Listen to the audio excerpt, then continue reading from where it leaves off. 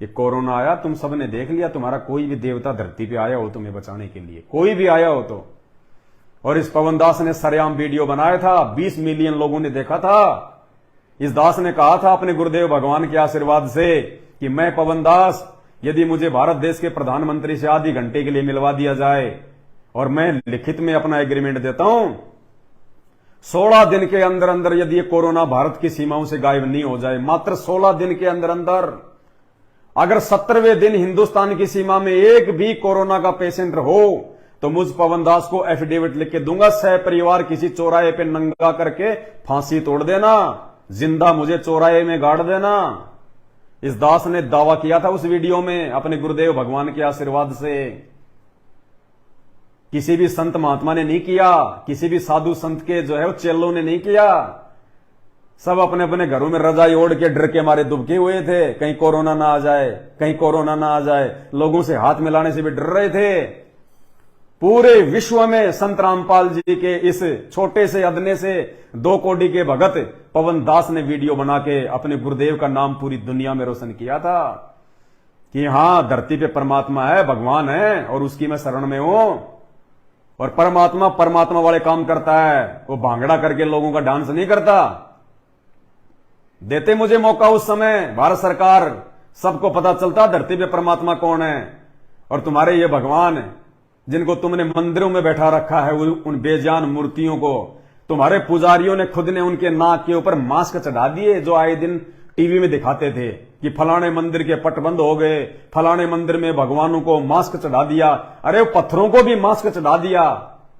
वो तुम्हारे भगवान भी डर के हमारे मंदिरों में कैद होके बैठ गए कि भाई जाओ जाओ निकलो यहां से, हमें और लगाओगे कोरोना।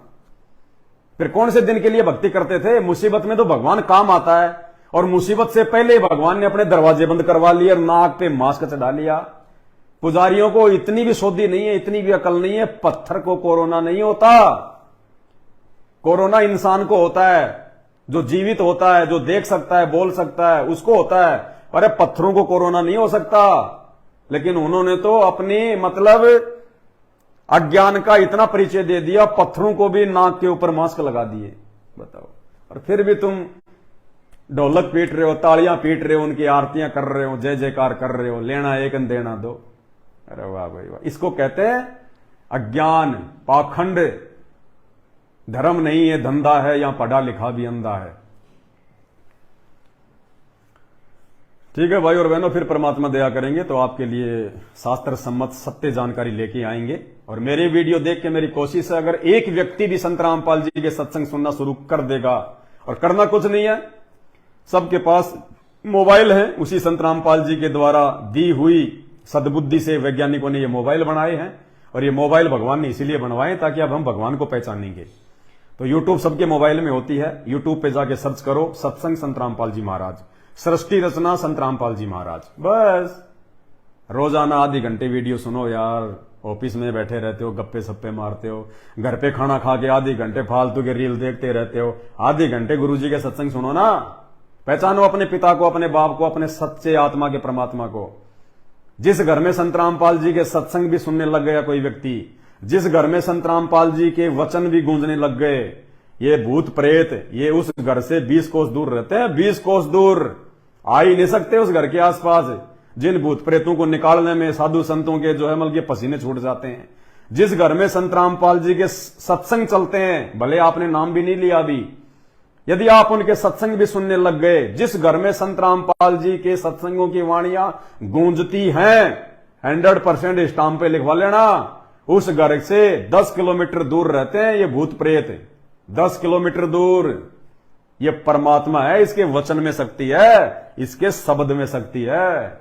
आने वाले समय में पता चलेगा जब तांडव मचेगा इस धरती पे, और ये सारे संत महात्मा भांगड़ा करने वाले, ये देवी देवता सब भाग जाएंगे छोड़ छाड़ के तुम्हारे को। अरे उत्तराखंड को और हिमाचल को तो देवभूमि कहा जाता है, सबसे ज्यादा देव पूजा वहां होती है। सारे देवता उत्तराखंड हिमाचल में आए हैं। सबसे ज्यादा दुर्गति उत्तराखंड की हिमाचल की हो रही है वर्तमान में। बरसात क्या वहां पे जो है मतलब कि वो कहर बरसा रही है। कहां गए वो देवी देवता? सो रहे हैं क्या? कहीं शादी में चले गए क्या? जिनको अपने भक्तों की इतनी भी सुध नहीं है कि हिमाचल में क्या हो रहा है। सबसे ज्यादा हमारी पूजा, हमारी भाग मतलब हिमाचल में निकाला जाता है, और हिमाचल की सबसे ज्यादा जो है दुर्गति हो रही है। क्यों हो रही है?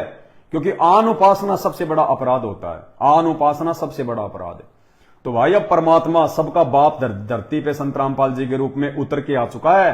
अब इन देवी देवताओं की बस की बात नहीं है, ये चाहकर भी कुछ नहीं कर पाएंगे अब, क्योंकि तारे और चांद ये रात को टिमटिमाते हैं, अपने आप में पता नहीं क्या समझते हैं, और जब सूरज सुबह उदय हो जाता है ना तो उनकी रोशनी फीकी पड़ जाती है, और जब सूरज दिन के 12 बजे उस समय तो वो चांद भी दिखाई नहीं देता। तारों की तो बात छोड़ दो। तो जब तक संत रामपाल जी नहीं थे इस धरती पे संत रूप में, तब तक ये नकली संत महात्मा देवी देवता अपने आप में पता नहीं क्या समझ रहे थे।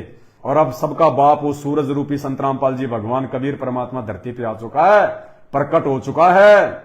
अब ये चांद और ये तारे रूपी देवी देवता ब्रह्मा विष्णु महेश अब ये फीके पड़ जाएंगे। अब संत रामपाल जी ने वो ज्ञान दे दिया शास्त्रों का, इस ज्ञान के आगे सब फीके पड़ जाएंगे, सबकी औकात नजर आ जाएगी। कौन कितना सामर्थ्यशाली है, कौन कितना मतलब बलशाली है। वो खुद अपना भला नहीं कर पाए जब यहां आए हैं, हमारा क्या भला कर देंगे। वो 33 करोड़ देवी देवता और रावण की जेल में पड़े हुए थे, वो खुद नहीं निकल पाए वहां से, हैं, हमारा क्या भला कर देंगे। शनि महाराज को नाम सुनते लोगों के पसीने आ जाते हैं। अरे वो शनि महाराज, रावण जब अपने आसन पे बैठता था ना, शनि महाराज को नीचे अपने पैरों पे आसन बनाता था। शनि महाराज तो औंधे मुंह पड़ा रहता था रावण के पैर के नीचे, रावण के पैर के नीचे। और संत रामपाल जी ने वो भक्ति दे दी, रावण भी उनके भक्तों के पैर के नीचे है, रावण भी संत रामपाल जी के भक्तों के पैर के नीचे है। तो भाई और बहनों, इन देवी देवताओं से डर डर के, इनसे भूत प्रेतों से डर डर के क्या भक्ति करोगे तुम? भगवान आ गया धरती पे, परमात्मा संत रामपाल जी परमेश्वर, साक्षात पूर्ण ब्रह्म परमात्मा। और जाते जाते वंदना कर लो परमात्मा की। ये वंदना भी अगर सुन लोगे इसका भी बहुत ज्यादा पुण्य है। एक ने कही दूजे ने मानी, कहे कबीर वो दोनों ज्ञानी।